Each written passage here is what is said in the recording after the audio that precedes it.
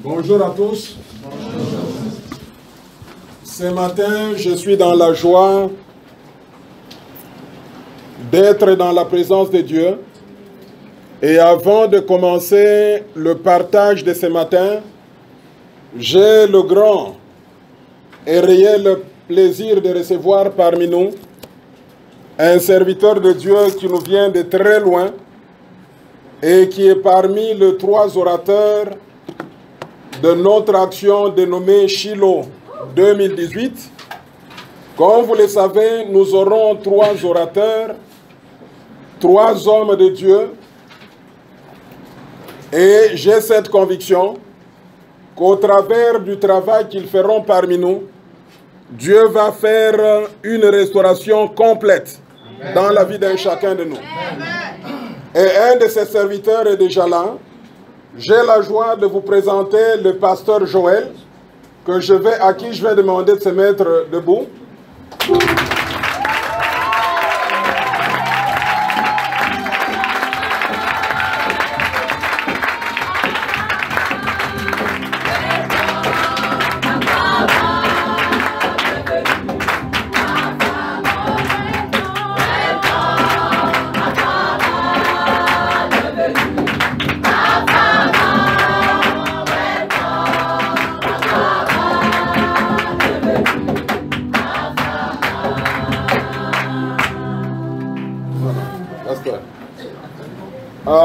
Le pasteur Joël, il est jeune tel que vous le voyez. Hein? Dieu a été bon, et Dieu est bon, et Dieu sera toujours bon avec lui. Amen. Le pasteur Joël vient de Burkina Faso. Amen. Comme on le dit, le pays des hommes intègres. Mais ce qui est particulier avec le pasteur Joël, il est pasteur dans une église qu'on appelle la Cité de Dieu. Alors, pour vous faire comprendre, il y a la Cité des hommes, mais lui habite la Cité de Dieu. Amen. Comprenez déjà. Alors, à partir déjà de mercredi jusqu'à dimanche prochain, certainement que Dieu va nous visiter. Puisqu'il y a un citoyen de la Cité de Dieu qui est parmi nous. Amen. Que Dieu vous bénisse. Amen.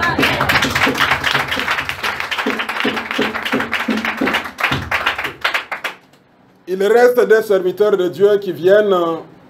L'un vient déjà cet après-midi, le pasteur Waiz qui vient de l'Afrique du Sud. Amen. Et le jeudi, on aura le pasteur Asse de Gabon. Amen. Et certainement, si tu manques, je crois qu'il y a des choses qu'il faut manquer, des choses qu'il ne faut pas manquer. Amen. Alors vous comprenez déjà.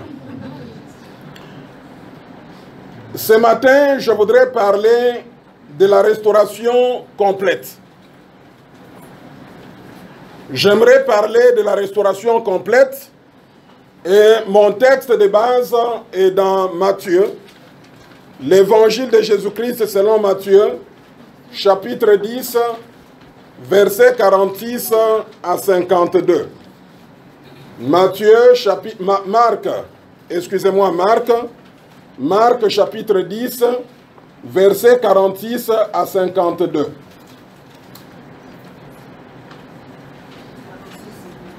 Marc chapitre 10, versets 46 à 52.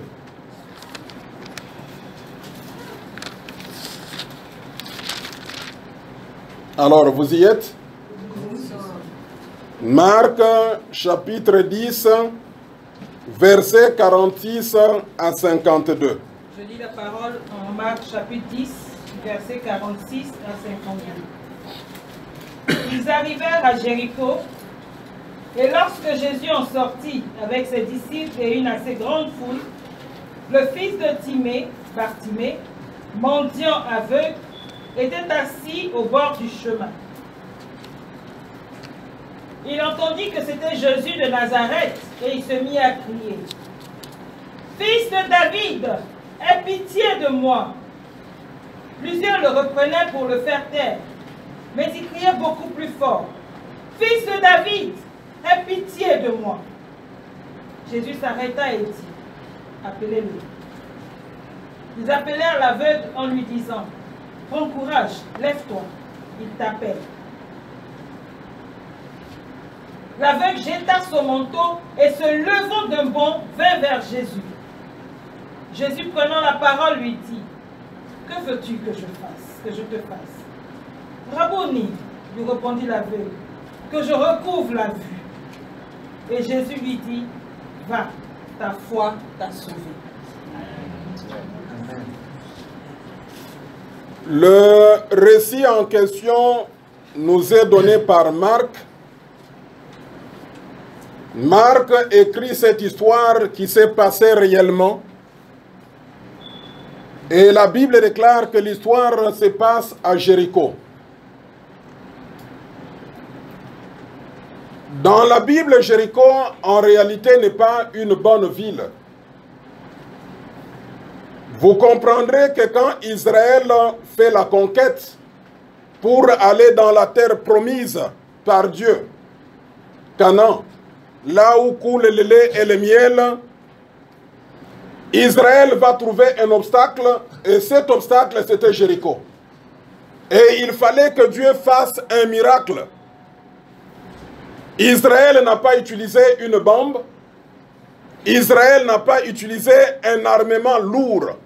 Mais Israël a utilisé tout simplement l'adoration et la louange à l'Éternel. Israël a tourné la ville de Jéricho pendant 7 jours. Et le 7e jour, Israël a tourné 7 fois et les murs de Jéricho se sont écroulés. Et une malédiction a été prononcée sur cette ville-là, disant que la première personne qui construirait, qui reconstruirait Jéricho, trouvera malédiction. Mais l'histoire dont Marc nous parle se passe dans cette ville-là de Jéricho. Et dans cette ville de Jéricho vit quelqu'un. Et cette personne n'est pas une personne importante, puisque la Bible déclare que Bartimée, il était non pas seulement un aveugle, mais un aveugle mendiant. Vous savez, ça c'est un double problème. En tant qu'aveugle, il ne peut pas voir. Et deuxièmement, il est mendiant. Un mendiant ne vit pas de lui-même.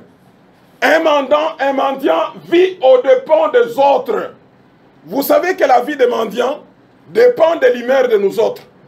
Rendez-vous compte quand vous allez dans la ville et que vous trouvez un mendiant, tout dépend de votre humeur.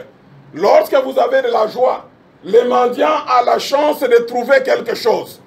Mais moi, je me disais que la réforme monétaire qu'il y a eu dans notre pays, en Mauritanie, a causé des problèmes aux mendiants. Puisque pour le moment, on n'a pas de petits billets. On n'a pas de petits billets, nous n'avons que des pièces. Mais une pièce déjà, je peux payer un pain. Et quand le mendiant te demande, tu te dis, est-ce que je donne ou je ne donne pas? Et nous sommes devant ce monsieur-là, un monsieur qui est à la fois aveugle et qui est mendiant, Bartimée. Et l'histoire se passe à Jéricho. Et ce qui est intéressant pour moi, j'ai essayé de voir les 3 personnages principaux dans ce texte. Le premier personnage, c'est Jésus-Christ. La Bible dit dans ce texte que Jésus-Christ n'est pas seul. Il est accompagné de disciples. Pourquoi des disciples? Puisque Jésus-Christ, c'est un leader. Un leader, c'est quelqu'un qui influence la vie des gens. Et à la suite de Jésus-Christ, nous avons les disciples qui sont là. Mais la particularité dans ce récit est que Jésus-Christ est présenté sur 3 aspects.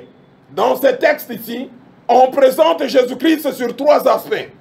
Le premier aspect, on dit de lui qu'il est Jésus de Nazareth. C'est ce que la Bible dit. Quand vous vérifiez dans le verset 17, il est dit Jésus de Nazareth. Ça, c'est le premier aspect qu'on nous présente de Jésus-Christ. Le deuxième aspect qu'on nous présente de Jésus-Christ, c'est toujours dans le verset 47, on le présente comme fils de David. On ne dit pas fils de Joseph. On ne dit pas fils de Marie, mais on dit fils de David. Et le troisième aspect qu'on nous présente de Jésus, c'est dans le verset 51, on dit qu'il est Rabouni. Rabouni. Donc ça, ce sont les trois aspects de Jésus-Christ dans ce texte. Et chacun des aspects a un sens. Jésus-Christ de Nazareth, alors originellement, Jésus-Christ n'est pas né à Nazareth. Jésus-Christ est né à Bethléem. Mais dans sa vie, on parle de lui qu'il est Jésus de Nazareth. Tout simplement pour nous parler de là où Jésus-Christ a le plus vécu. Là où Jésus-Christ a le plus résidé. Il a résidé à Nazareth. Mais Nazareth, en réalité, quand vous lisez la Bible, Nazareth n'est pas une ville extraordinaire. Selon la Bible, Nazareth n'est pas une ville importante. Et rappelez-vous de ce que Nathanaël va dire à Philippe. Un jour, Philippe rencontre Jésus-Christ. Et quand il rencontre Jésus-Christ, il va trouver son ami Nathanaël. Il dit à Nathanaël, Nathanaël, j'ai vu le Messie. Et Nathanaël, qu'est-ce qu'il dit? En bon juif, Nathanaël dit ceci. En fait, moi j'ai compris que Nathanaël était au contact de la parole de Dieu. Il savait ce que la parole de Dieu disait. Nathanaël dit ceci. Est-ce que de Nazareth sortira quelque chose de bon? C'est ce que Nathanaël a dit à Philippe. Mais Philippe a dit quoi? Viens et vois. Amen. Alors beaucoup de gens peuvent se dire, est-ce que de la Mauritanie viendra-t-il quelque chose de bon?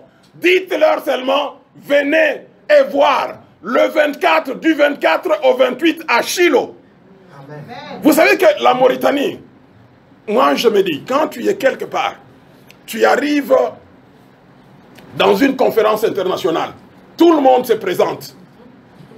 Rendez-vous compte, nous allons en Côte d'Ivoire, nous allons au Togo, nous allons au Sénégal, nous allons au Burkina Faso, nous allons au niveau de Guinée-Bissau, nous allons en RDC. Les gens se présentent.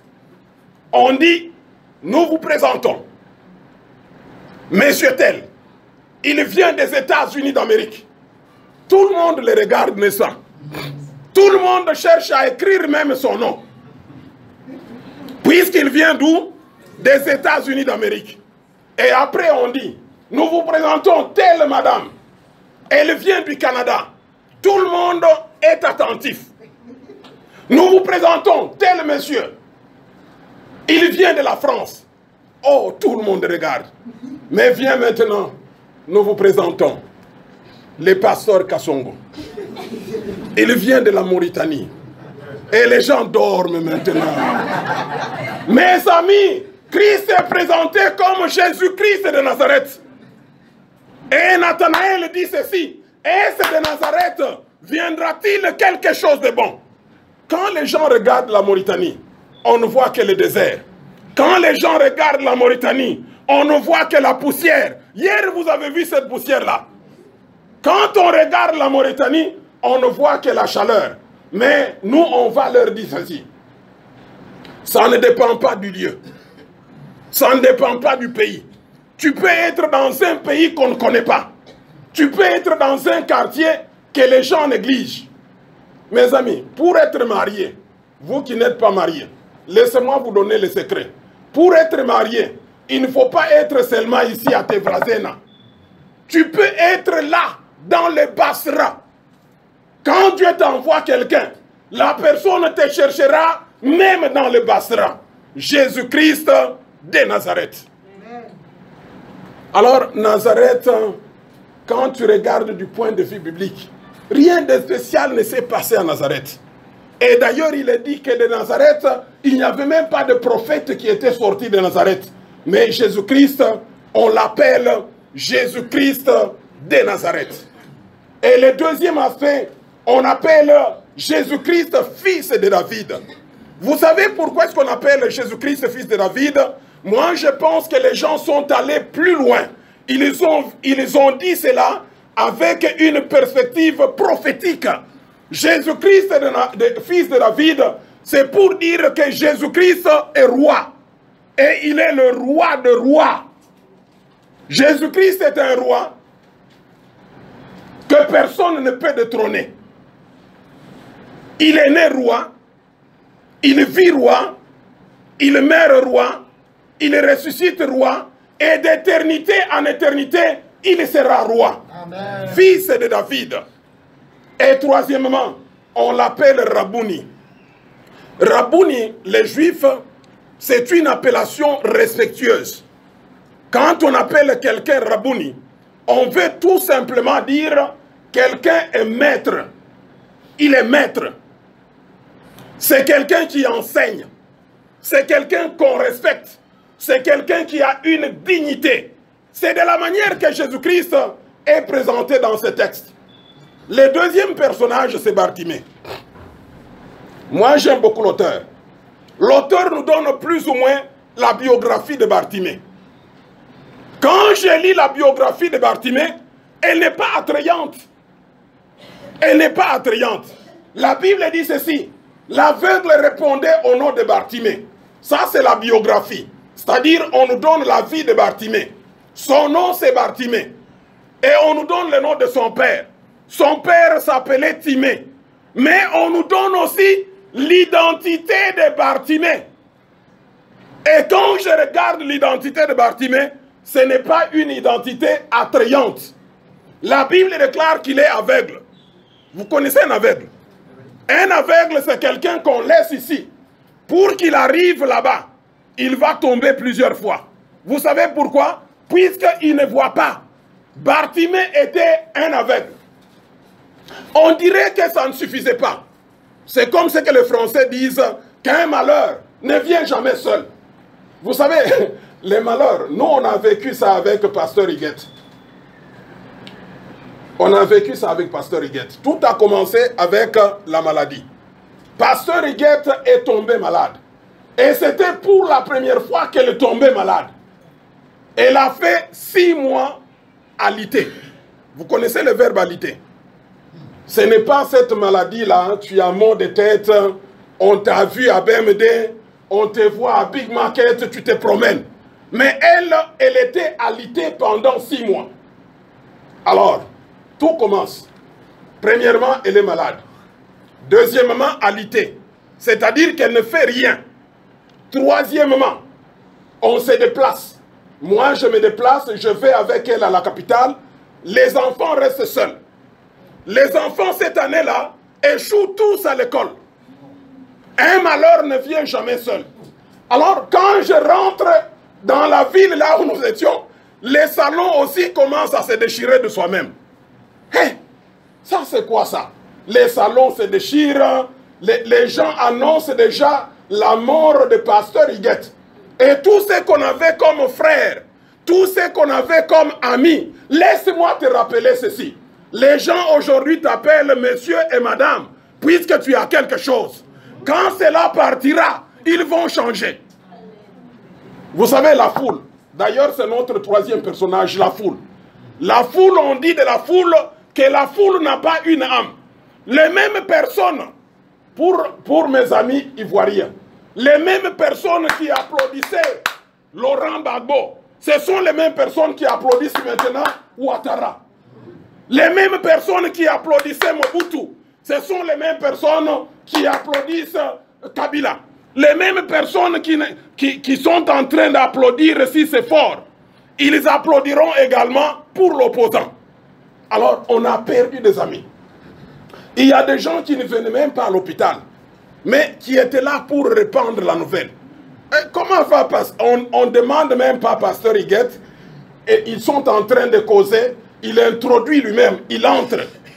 C'est que les Ivoiriens appellent le papapo aussi, c'est quoi? Il entre là-bas. Il dit, ah, dans quelques jours, on va l'enterrer. On va seulement l'amener. Mes amis, c'est comme qui dirait, ça ne suffisait pas. Le monsieur était aveugle. Mais en plus de cela, il est aveugle mendiant. C'est-à-dire, il ne travaille pas. Quand tu es mendiant, tu es en train de vivre aux dépens des autres. C'est ce qu'était Bartimée. Du point de vue Dieu, il ne voit pas, il n'a pas de vue. Mais du point de vue économique, il n'a pas aussi de l'argent. Il dépend des autres. Ces messieurs étaient aveugles et mendiants. Mais ce qui est très important dans ce passage, et ça sera mon partage de ce matin, c'est la démonstration. La démonstration de la foi de Bartimée. Le dernier verset qu'on a lu, la Bible dit ceci. La Bible dit ceci, va-t'en, ta foi t'a sauvé. C'est ce que je partagerai avec vous ce matin. La démonstration de la foi de Bartimée. Tu peux être dans un mauvais quartier qui n'a pas une bonne réputation, mais Dieu va te visiter là-bas. Dieu, il n'est pas limité. Il n'est pas le Dieu de Tevrazena. Il n'est pas le Dieu d'Abidjan. Il est le Dieu même de Gagnoa. Il est le Dieu là-bas. Ce n'est pas le Dieu seulement de Ouagadougou pour que tu sois dans la capitale. Tu peux être hors de la capitale. Dieu va faire quoi? Il va te visiter. Tu peux être au niveau de Basra. Tu peux être au niveau très loin là-bas. Au niveau de Elmina. Dieu peut te visiter. Dieu n'est pas limité par l'espace et par le temps. Dieu a visité cet aveugle qui était au niveau de Jéricho. Il n'y a pas un problème de condition. Soit te dire que je dois appartenir à une grande tribu pour que Dieu te visite. Non. Tu peux être dans la petite tribu de Côte d'Ivoire qu'on ne connaît même pas. Tu peux être dans la petite tribu de Burkina Faso qu'on ne connaît même pas. Mais quand Dieu décide de te visiter, il va te visiter. Ce qui importe le plus devant notre Dieu, c'est la démonstration de la foi. C'est ce que ce monsieur a démontré, Bartimée. Et nous verrons les 7 escaliers de la foi de Bartimée. Vous savez, en matière de foi, il y a des escaliers. Il y a ceux-là qui sont au premier escalier. Et là, les choses ne sont pas faciles. Il y a ceux-là qui sont au deuxième escalier. Mais Dieu veut à ce que chacun de nous puisse croître dans la foi. Que chacun de nous puisse avancer dans la foi. C'est ce que Dieu veut. Et le troisième personnage dans ce texte que j'ai vu, c'est la foule. La Bible dit que la foule était considérable. Vous voyez, Jésus-Christ tellement qu'il faisait des miracles. Jésus-Christ comme il enseignait. Jésus-Christ comme il nourrissait les gens. Quand il passait, il n'était pas seul. Il y avait de grandes foules. Et la Bible dans Marc dit que la foule était considérable. Mais j'ai remarqué deux choses. Deux choses dans la vie de cette foule. La première chose, cette foule a menacé Bartimée. Cette foule ne voulait pas que Bartimée crie. Cette foule demandait à ce que Bartimée se taise. Toi aussi, il y a des gens qui veulent à ce que tu te taises. Il y a les gens qui ne veulent pas que tu croisses dans la foi. Il y a les gens qui te bloquent dans la foi. Et c'est ce que cette foule a fait. La deuxième chose que la foule a fait, quand Jésus-Christ a dit maintenant, appelez Bartimée, la foule a changé. C'est pour cela que je disais que la foule n'a pas une âme. C'est ce que les spécialistes disent. La foule n'a pas d'âme. La même foule qui t'applaudit aujourd'hui, c'est la même foule qui va te renier aujourd'hui. Les mêmes gens qui chantent pour toi, ce sont les mêmes gens qui ne vont pas chanter pour toi demain. Et ça, il faut comprendre. On ne doit pas être naïf. Il y a certaines personnes qui aiment. Oui, aujourd'hui les gens sont à côté de toi puisque tu es quelqu'un. Tu n'es pas à l'infinitif. Tu es conjugué. Vous savez, quand tu es à l'infinitif, tu es n'importe qui. Quand tu es n'importe qui, les gens ne sont pas avec toi.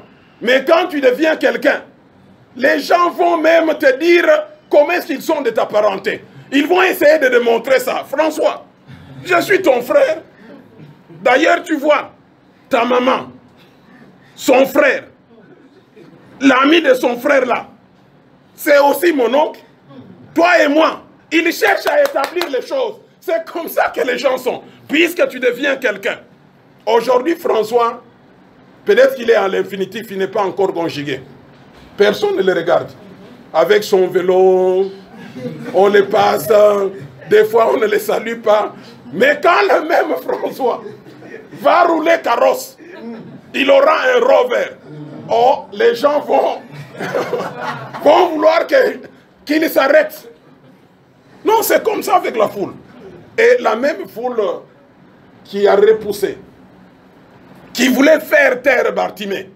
La même foule, quand elle a entendu que Jésus-Christ appelait Bartimée, la foule est allée dire à Bartimée, alors que Bartimée avait déjà ça. Ils disent à Bartimée quoi? Aie confiance. Bartimée avait déjà confiance en Jésus. Aie confiance. Lève-toi. Il t'appelle. Oh, c'est ça la foule. Hein? Les gens cherchent des petites faveurs. Et généralement, quand on cherche des petites faveurs à quelqu'un, on vient des fois avec des mensonges. Tu as vu, Pasteur Joël, quelqu'un, elle a dit ça. Celui-là, il a dit ça. Non. Bartimée avait déjà confiance. Ils disent, Bartimée, les mêmes gens qui demandaient ce que Bartimée se taise. Ils viennent maintenant, Bartimée, il t'appelle. Oui. Bartimée, aie confiance. Bartimée avait déjà confiance en Jésus. Et c'est comme ça. Alors, ça c'est notre texte. Je crois que nous avons compris le texte. Hein? Un texte très simple. Ce qui m'intéresse dans ce texte, et qui est même le sujet de notre prédication, c'est la restauration complète de Bartimée. Et pour que cette restauration puisse avoir lieu, il fallait que Bartimée démontre sa foi. Puisque le dernier verset, Christ dit quoi? Va, ta foi t'a sauvé. Alors, mes amis, qu'est-ce que la foi? La Bible définit la foi. Lorsque nous sommes dans Hébreux chapitre 11, verset 1, la Bible dit ceci. La foi est une ferme assurance des choses qu'on espère. Est une démonstration de celles qu'on ne voit pas. Alors, on comprend très bien que l'espérance est toujours au futur. N'est-ce pas vrai? Oui. Espérer, c'est toujours au futur. Lorsque je reçois la chose pour laquelle j'espérais, il n'y a plus d'espérance. Et la foi, c'est quoi? La foi est une ferme assurance. Je crois que l'auteur, malheureusement, on ne connaît pas celui qui a écrit l'Épître aux Hébreux. C'est un anonymat. Mais quand je lis ce monsieur-là, je me dis que le monsieur, il est profond. Quand il dit que la foi est une ferme assurance, moi je me dis que c'est plus qu'une assurance. Puisque l'assurance elle-même, elle est déjà ferme en elle-même. N'est-ce pas vrai? Quand je dis j'ai l'assurance, c'est-à-dire, en d'autres termes, il y a en moi la fermeté, il y a en moi la ténacité, mais l'auteur dit ceci. La foi est une ferme assurance des choses qu'on espère. C'est pour cela que les autres versions disent ceci. La foi, c'est espérer contre toute espérance. C'est une démonstration de choses qu'on ne voit pas. C'est-à-dire la foi. La foi nous amène à se projeter dans le futur. La foi nous amène à se projeter dans le futur. Je donne l'exemple de la foi, une illustration. C'est quand une femme est grosse, elle est enceinte. L'enfant n'est pas encore là. Visiblement, on ne voit pas l'enfant. Mais la maman qui est grosse, elle se projette déjà dans le futur. Étant donné qu'elle a une grossesse, elle commence déjà à payer ce qu'on appelle l'aïette, les habits du bébé, le berceau. Elle paye cela. C'est ça la foi. La foi est une démonstration de choses qu'on ne voit pas. J'ai toujours dit ceci. Quand on a la foi et tu es en train de prier, Dieu, donne-moi du travail. Change maintenant ta mentalité. Comporte-toi comme un travailleur. Alors, tu te renseignes. Que fait un travailleur? Il se réveille à 11 h du matin. À quelle heure? Tu changes maintenant. Puisque j'ai prié le travail, j'ai demandé à ce que Dieu me donne le travail. Et la foi m'amène à me projeter dans le futur. C'est-à-dire, ayant prié pour le travail, quand je me projette dans le futur, je ne me vois pas un chômeur. Je me vois un travailleur. Et je change mon comportement.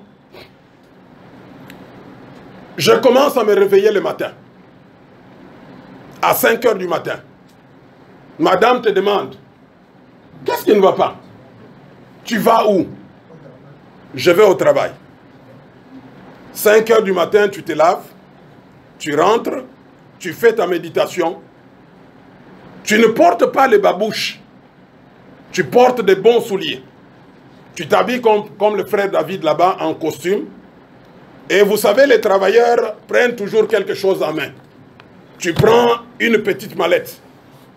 Et le travail, à supposer que tu habites Basra, l'endroit là où il y a le travail, c'est où? À Tevrazena. Tu demandes à ta femme, les taxis de Tevrazena, on les prend par où? Elle te demande, tu vas où? Dis seulement, puisque tu es dans la foi, tu te projettes dans le futur, je vais au travail. Tu montes le taxi. Quand tu es dans le taxi, tu te comportes comme un travailleur. Un travailleur se comporte comme un travailleur, n'est-ce pas? Tu commences à demander, tu commences déjà à demander comment ouvrir un compte bancaire. Quelle est la meilleure banque? Et tes amis qui sont aussi chômeurs vont s'étonner. Ils se disent, c'est Christian, qu'est-ce qu'il veut dire? Quelle est la meilleure banque? Atijari, Société Générale, Benem. Tu commences à parler de choses qui les dérangent un peu. Ils ne comprennent pas ce que c'est la banque. Alors tu dis, maintenant tu parles de cartes. Cartes pour aller au niveau des GAB. Comment est-ce qu'on retire l'argent? Et pense mettre l'argent toujours sous les lits. Mais toi, tu penses déjà des choses de travailleurs.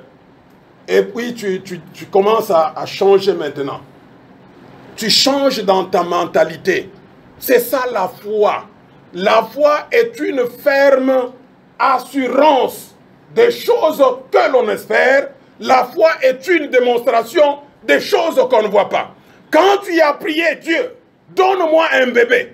Commence à te comporter déjà comme une mère. Commence à te comporter une mère. À un certain moment, tu es avec tes amis, tu dis, les seins me font mal. Et ils te regardent, c'est quoi ça? Non, c'est comme qui? Alors, quand tu pars, tu cherches un peu les mangues crues. Hein?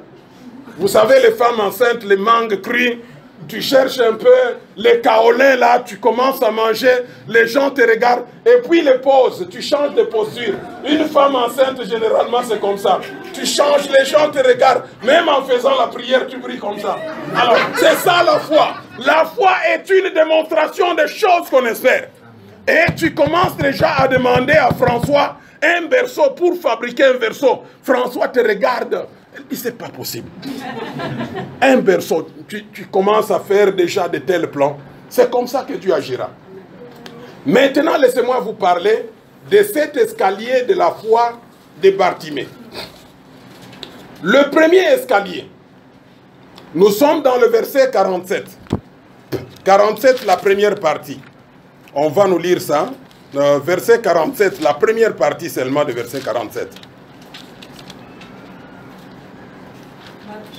Marc chapitre 10, verset 47a.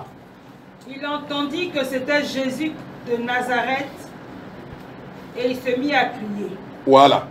Ça, c'est le premier escalier de la foi de Bartimée. En matière de foi, tout commence par entendre. C'est ça. L'écoute est très importante en matière de la foi. Rappelez-vous de ce que Paul dit aux Romains. Chapitre 10, verset 17. Paul dit ceci. La foi vient de ce qu'on fait quoi? De ce qu'on entend. Et ce qu'on entend vient de la parole de Christ.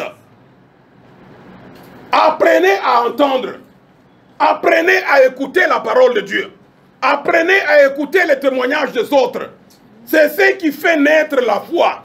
La foi ne descend pas du ciel.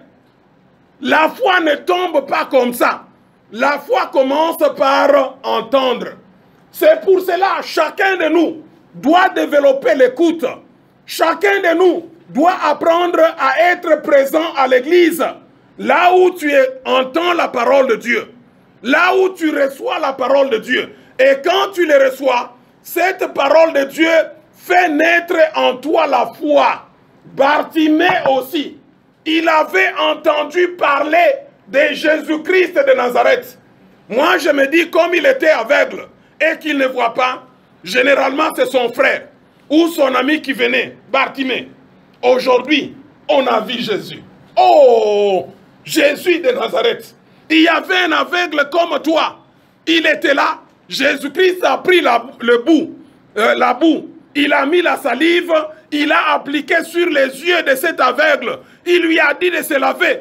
Aussitôt, l'aveugle a vu. Et Bartimée en lui, ça commençait aussi à bouillonner en lui. Un autre jour, ils viennent. Bartimée, on a vu Jésus-Christ de Nazareth. Un petit enfant, il avait seulement quelques pains et quelques poissons. Quand il a multiplié, il a prié, il a commencé à distribuer. Les poissons ne se terminaient pas, les pains ne se terminaient pas. On a mangé. On était au nombre de 5000 hommes, sans compter femmes et enfants. Et dans Bartimée, il y a quelque chose qui naissait. Bartimée entendait. Toi aussi, commence par entendre. La foi vient de ce qu'on entend. Et ce qu'on entend vient de la parole de Christ.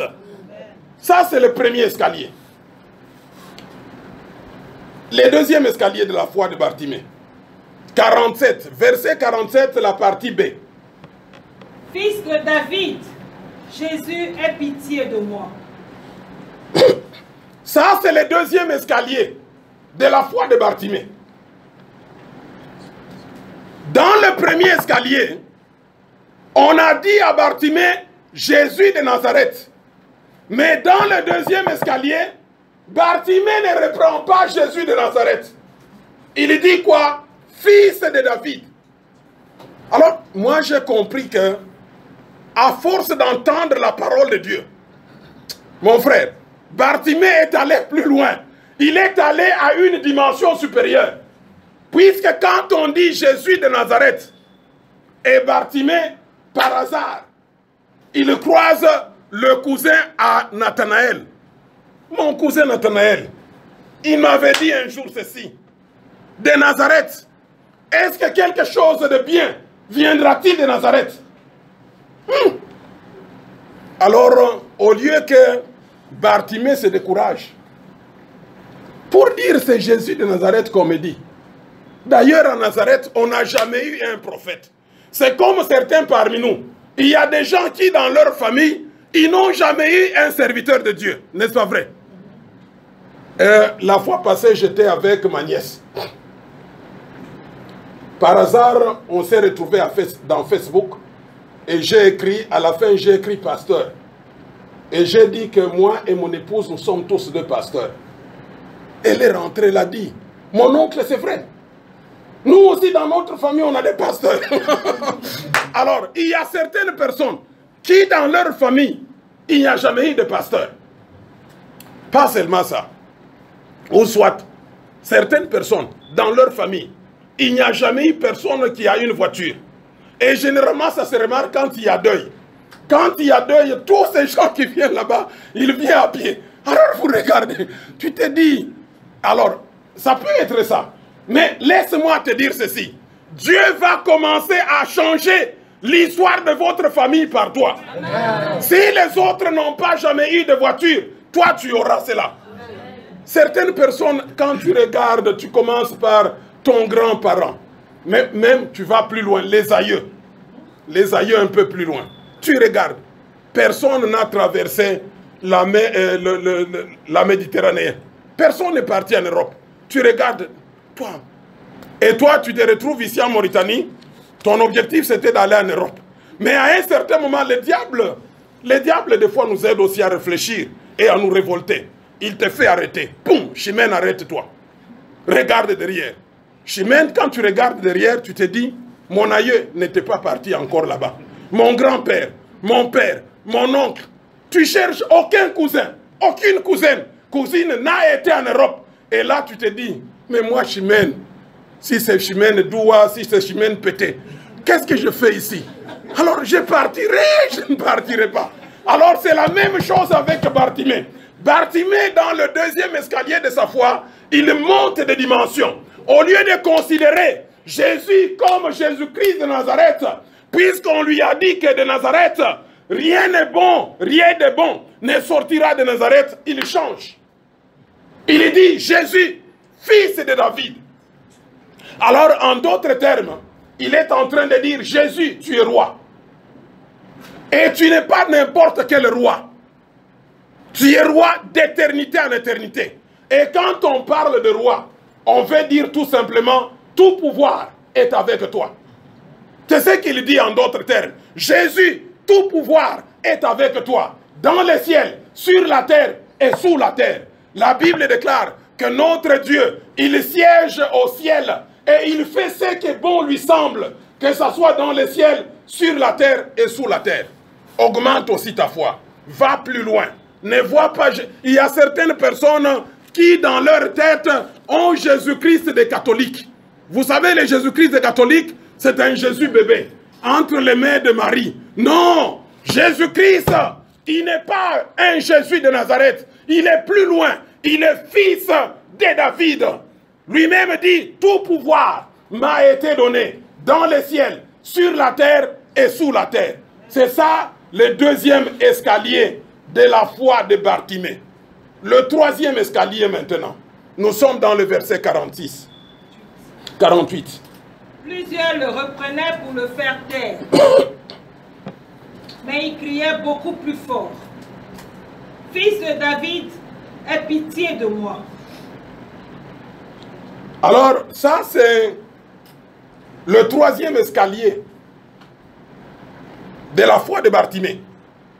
Bartimée appelle Jésus-Christ, fils de David, aie pitié de moi.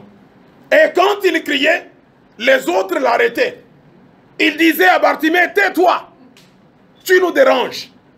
Et vous savez, il était aveugle, il était mendiant, tout le temps sous le soleil. À cette époque-là, pour votre information, il n'y avait pas le roll-on, le déodorant que nous mettons dans les aisselles. Alors, je suppose qu'il gênait même les gens. Tais-toi, on les met à côté. Mais la Bible dit ceci.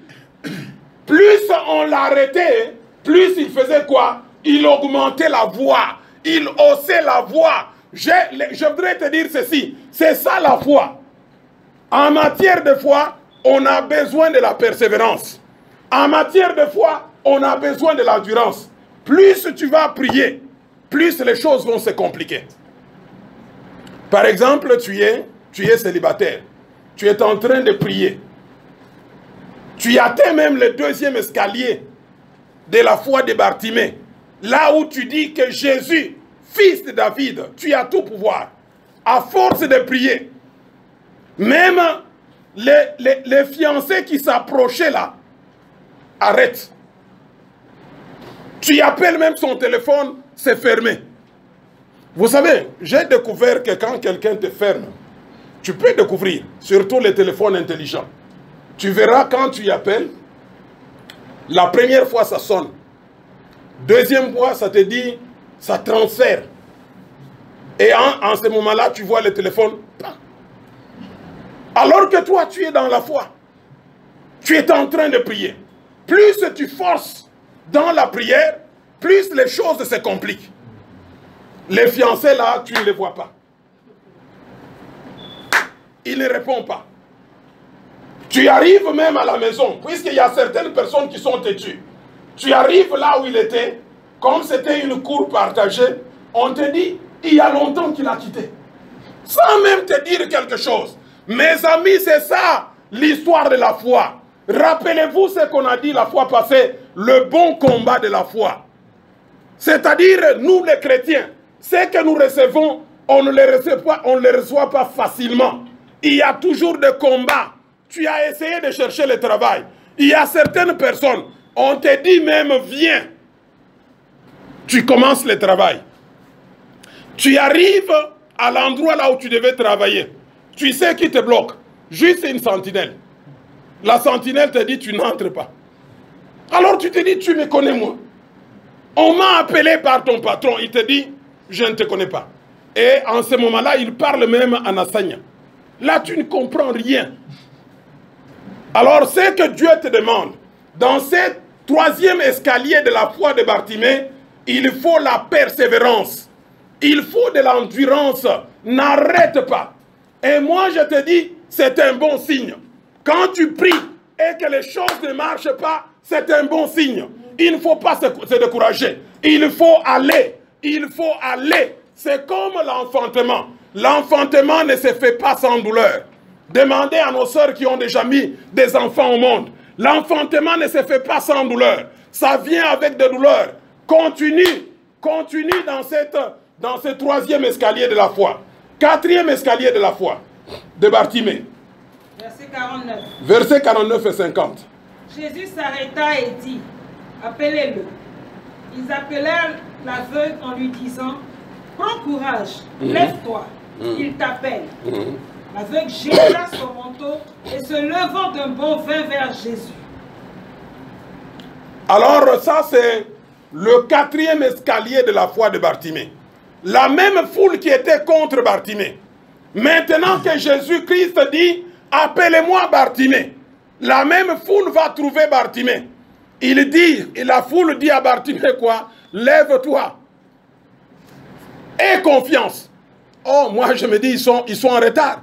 Puisque Bartimée avait déjà la confiance en Jésus. Lève-toi. Mais dans ce quatrième escalier de la foi, ce que Bartimée fait, au lieu de suivre ce que la foule lui disait, lève-toi, aie confiance, il t'appelle. Bartimée à l'intérieur de lui-même, il disait, moi Bartimée, fils de Timée, j'ai déjà confiance en Jésus. Et voici comment est-ce que j'exprime ma confiance en Jésus. Il n'est pas Jésus de Nazareth. Au contraire, il est Jésus, fils de David. Et qu'est-ce qu'il fait dans cette dimension? Il jette les manteaux. Les manteaux. C'est ce qu'il a fait. Jette aussi les manteaux. Vous savez que les manteaux qu'il portait identifiaient Bartimée. Les manteaux qu'il portait voulaient simplement dire « Je suis Bartimée, fils de Timée, aveugle et mendiant. » Vous savez certains habits. Alors c'est là où j'ai toujours dit, nous amis, nos amis, nous qui payons les Fukujai, faisons très attention. On portait, moi je n'aime pas les chemises avec les écrits. Un jour il y a un frère ici dont j'étais le nom. Il m'a amené un habit avec des écrits. Alors je lui ai dit, est-ce que tu comprends ce qui est écrit là-bas? Et c'était écrit en anglais. Recherché. Wanted. Wanted. Wanted c'est quoi? C'est-à-dire en Europe, aux États-Unis d'Amérique. Il y a certaines personnes, il peut être un détraqué. Détraqué mental. Il peut être peut-être quelqu'un qui est criminel. Et on lui fait porter ça. On est en train de le chercher. Alors faisons très attention.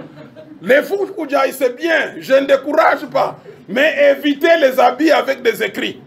Puisqu'il y a certains écrits, connaissant pas la langue, tu peux commencer à t'insulter toi-même.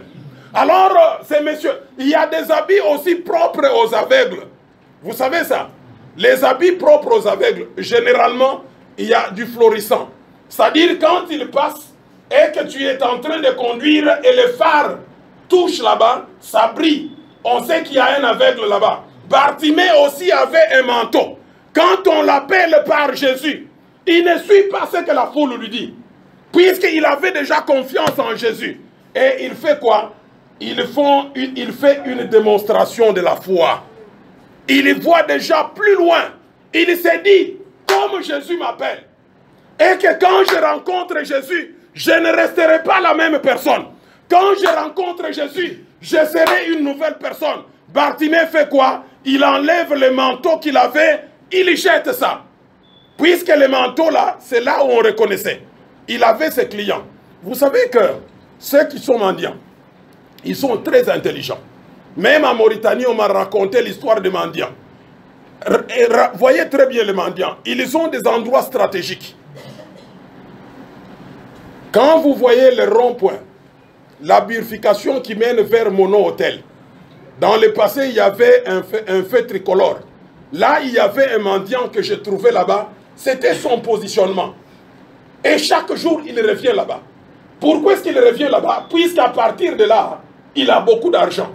Il y a beaucoup de gens qui lui donnent soit des petits paquets de sucre, de l'argent. Et d'ailleurs, on m'a dit qu'en Mauritanie, même ces enfants que nous voyons qu'on met dans des charrettes comme ça, des enfants, on les loue.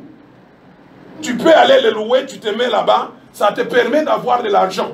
Bartimée aussi, à cette époque-là, il avait un manteau. Et il se mettait au bord de ce chemin-là. Mais quand il reçoit l'appel de Jésus, il prend une grande décision. Il change la mentalité. Il s'est dit, quand je rencontre Jésus, je ne reste pas la même personne, je vais changer. Et il fait quoi? Il jette le manteau. Toi aussi, mon frère et ma soeur, tu es en train de demander quelque chose. Tu te dis, j'irai à Shiloh. Mais moi, je te dis ceci. Quand tu viens à Shiloh, fais déjà le 4e escalier de Bartimée. Jette le manteau. Si tu es célibataire, jette maintenant toute la vie de célibataire. Vous savez, la vie de célibataire, c'est quoi? Quand une femme mariée est sur la route et une femme célibataire sont sur la route, il y a une grande différence. Vous savez, la démarche d'abord. La femme mariée marche comme mariée. La femme célibataire, il faut un peu pour qu'on voit qu'elle est là. Alors change maintenant. Quand tu es une femme célibataire, tes oreilles sont en alerte. Il suffirait tix. Même un véhicule qui s'est cogné quelque part. Non, change maintenant. Tu dois jeter le manteau. Jette le manteau de ta vie. Si tu es chômeur, change maintenant la vie. Il faut changer. Si ta prière c'est pour aller en Europe, change maintenant. Quelqu'un qui va en Europe, il réfléchit pas en termes de MRU, pas en termes de Ouguia, pas en termes de CFA. Il réfléchit en termes d'euros. Tu dois savoir maintenant la conversion. De Ouguia, ne va pas dans les CFA, va dans les euros. Tu te renseignes un peu comment avoir un visa. C'est ça. Toi, tu veux partir en Europe. Tu n'as jamais pris l'attention de comprendre pour aller en Europe qu'est-ce qu'il faut faire. Il y a des gens comme ça. Il te dit, je vais partir en Europe. Tu lui poses la petite question de savoir. Qu'est-ce que tu vas faire pour aller en Europe? Oui, je vais partir en Europe. Qu'est-ce que tu vas faire pour partir en Europe? Il ne connaît même pas les problèmes de visa. Jette maintenant le manteau. C'est ce que Bartimée a fait. Il a jeté le manteau. 5e escalier de la foi de Bartimée. Nous sommes dans verset 51a. Jésus, prenant la parole, lui dit, que veux-tu que je fasse? Oh, amen. Mes amis, ça c'est très important. Vous savez, quand on est en train de prêcher comme ça, il y a ce qu'on appelle une parole générale. En grec, on appelle logos. Mais il y a ce qu'on appelle une parole individualisée. Ce qu'on appelle rhéma.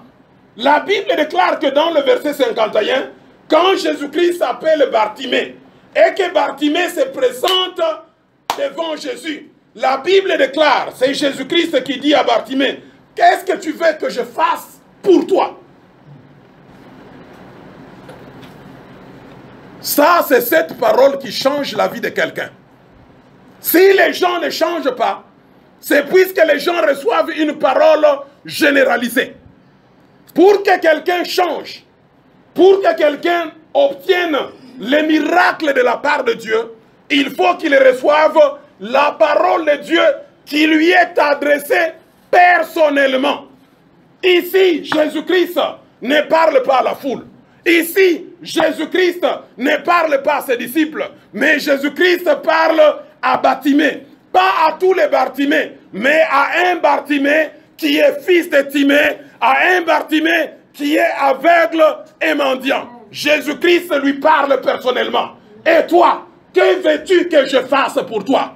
Mon frère et ma soeur, ça ne sert à rien d'être dans l'église, recevoir une parole généralisée de Dieu. Il faut recevoir une parole de Dieu qui est personnelle à toi, individualisée. C'est comme les téléphones intelligents. Il y a les téléphones Samsung. Vous savez que Samsung, il y a un système là où tu peux l'ouvrir en regardant seulement de ton œil. Quand tu le regardes comme ça, il s'ouvre, puisque c'est personnalisé. Il y a un moment où tu peux l'ouvrir avec ton empreinte digitale. C'est ce qui change la vie de quelqu'un. Les miracles ne peuvent pas s'opérer si tu ne reçois pas une parole personnalisée, individualisée de la part de Dieu. Et Bartimée était devant Jésus. Jésus-Christ lui dit ceci. Et toi, Bartimée, que veux-tu que je fasse pour toi?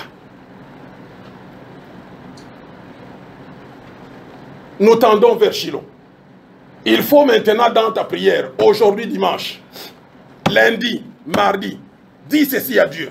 Dieu, je voudrais qu'à Shiloh, que tu me parles d'une façon personnalisée. Et c'est alors que tu verras le miracle se produire dans ta vie. Nous allons maintenant au 6e escalier de la foi de Bartimée. L'avant-dernier escalier. Avant qu'on arrive au 7e escalier. 6e escalier de la foi de Bartimée. Verset 51b. Rabboni, lui répondit l'aveugle, que je recouvre la vue. Alors, Bartimée ici, il n'a pas de détour. Vous savez, nous les Africains, la manière dont on nous a appris à parler, généralement, ce sont des détours.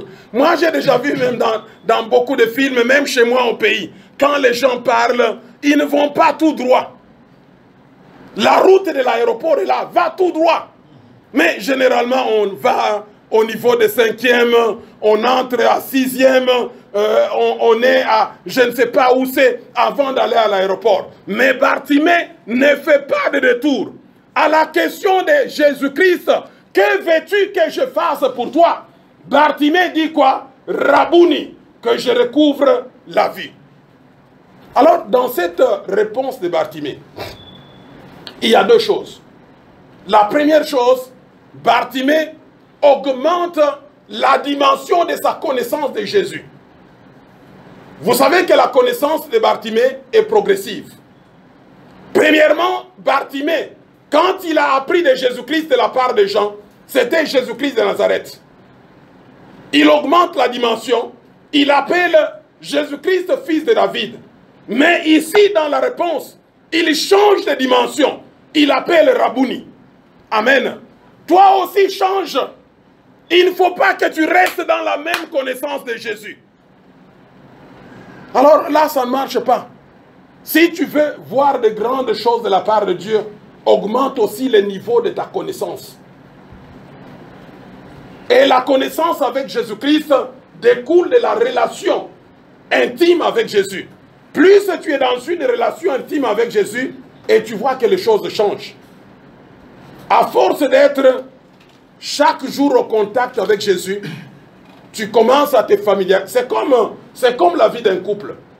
Quand tu prends vous savez, quand tu es en fiançailles, moi j'ai toujours dit que la vie de fiançailles, c'est une vie, excusez-moi, d'hypocrisie. Alors qu'est-ce qui se passe en fiançailles? Vous voyez l'homme qui donne à la femme. La femme est venue visiter l'homme, la fiancée. Et l'homme fait sortir 1000 émeries, 10 000.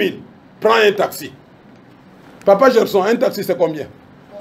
C'est 100. Alors il dit, il prend 1000, prends un taxi. Alors, les maris aussi, le fiancé va visiter la fiancée à la maison. Comme il a déjà averti la fiancée, quand il vient à la maison, la fiancée, elle est trop chic. Maquillage, tout ça. Mais il suffirait que le monsieur aille sans l'informer. Et tu trouves la fiancée, tu te dis c'est la grand-mère à la fiancée ou c'est elle-même. Généralement, c'est une grosse t-shirt, un gros t-shirt là. Les babouches qui dépassent la taille. Alors. C'est le fiançailles, généralement. Oui, le bazar. alors l'homme aussi, quand la femme est dans la maison, maintenant, au lieu de laisser 1000 pour les repas, on lui laisse 100. Alors la femme se demande, dans le fiançailles, j'ai recevé 1000 pour les taxis. Mais maintenant, dans la maison, je reçois 100. Alors, laissez-moi vous dire ceci. Je voulais dire que plus on est en contact avec Jésus, plus on est en intimité avec Jésus, plus on parle avec Jésus dans la prière, notre connaissance de la personne de Jésus-Christ s'élargit. On connaît mieux Jésus. C'est comme Bartimée. Il commence par Jésus de Nazareth. Jésus, fils de David.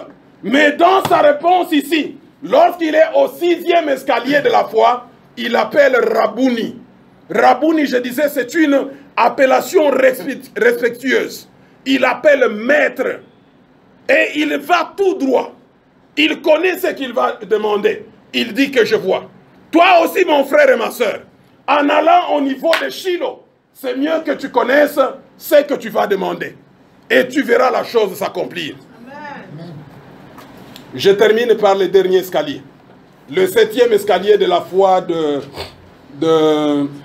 Bartimée. Je suis dans le verset 52. Mais à la maison, vous allez ajouter aussi Luc, chapitre 18, verset 43. J'ai beaucoup aimé. C'est la même histoire, mais cette fois-ci, la version Luc. Nous sommes dans verset 52 et on va ajouter Luc, chapitre 18, verset 43 pour comprendre le 7e et dernier escalier de la foi de Bartimée. Marc 10, verset 52. Et Jésus lui dit, va, ta foi t'a sauvé. Aussitôt il recouvra la vue et suivit Jésus dans le chemin. Luc chapitre 18, verset 43.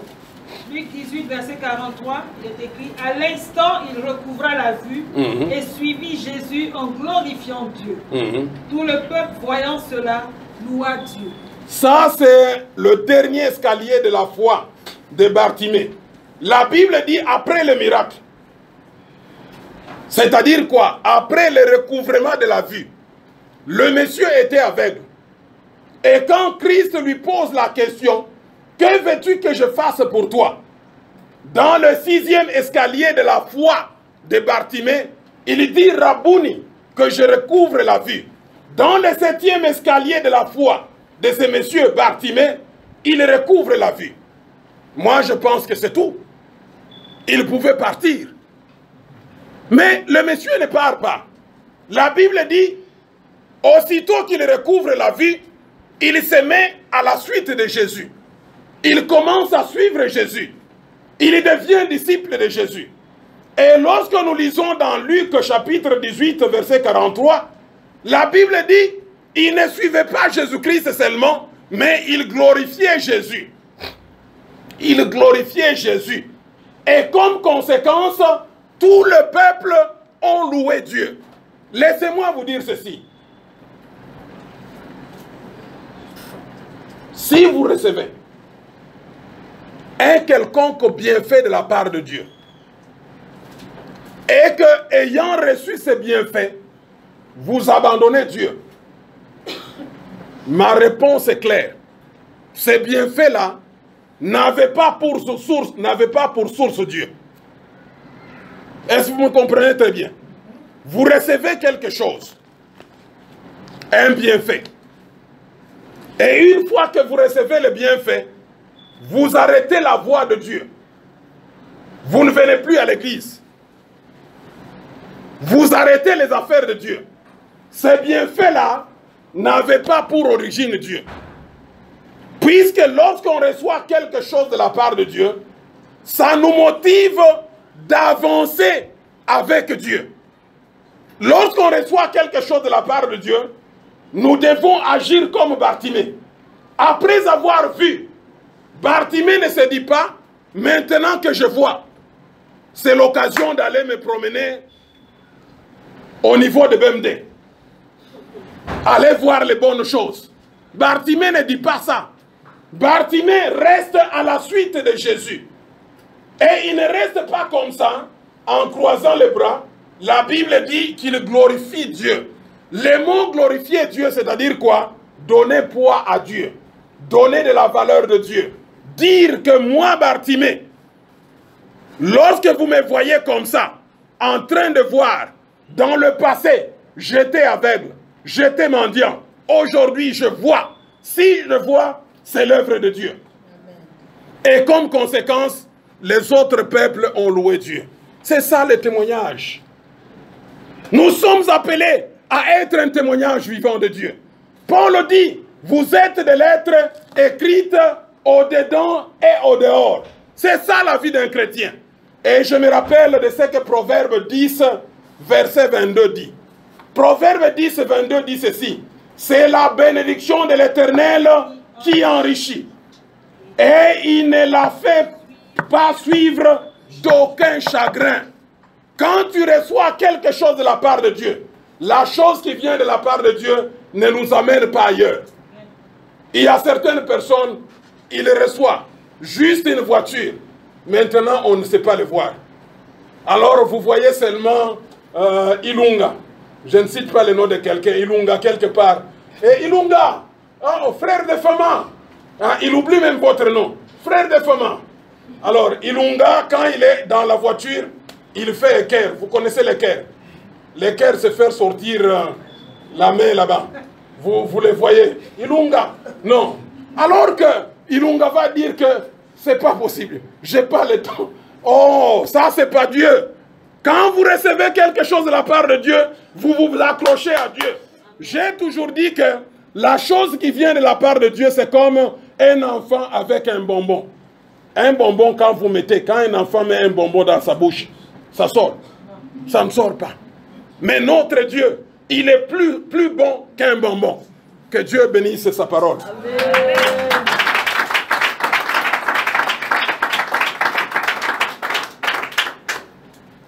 Nous allons garder un moment de silence. Dans ce récit de Marc, Bartimée, fils de Timée, mendiant et aveugle, s'est retrouvé dans un bon lieu et à un bon moment. Il a rencontré Jésus-Christ dans son chemin. Jésus-Christ à la fois, Jésus de Nazareth, fils de David et Rabouni. Il a rencontré Bartimée.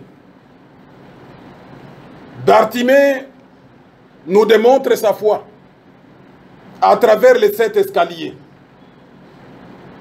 Et ceci a pour conséquence la restauration de Bartimée. Sa vie est restaurée. Bartimée n'est plus aveugle et mendiant qu'on connaissait, mais Bartimée est disciple de Jésus. Bartimée glorifie Dieu. Et Bartimée amène beaucoup de gens à la foi en Dieu. Nous aussi, nous nous approchons d'un rendez-vous. Shiloh 2018. Nous nous rapprochons. Et le thème de ce Shiloh 2018, c'est Rehoboth, qui signifie que Dieu nous mette au large et que nous puissions prospérer dans ce pays. Mon frère et ma soeur, ce matin, les soucis de pasteur Iguette et pasteur Kassongo, avec tous les serviteurs qui vont les accompagner, pasteur Joël, pasteur Wise, pasteur Assé, et que Dieu puisse permettre à ce que vous puissiez les rencontrer au niveau de Shiloh, que vous puissiez recevoir un réma au niveau de Shiloh 2018, et que Dieu vous amène à la restauration.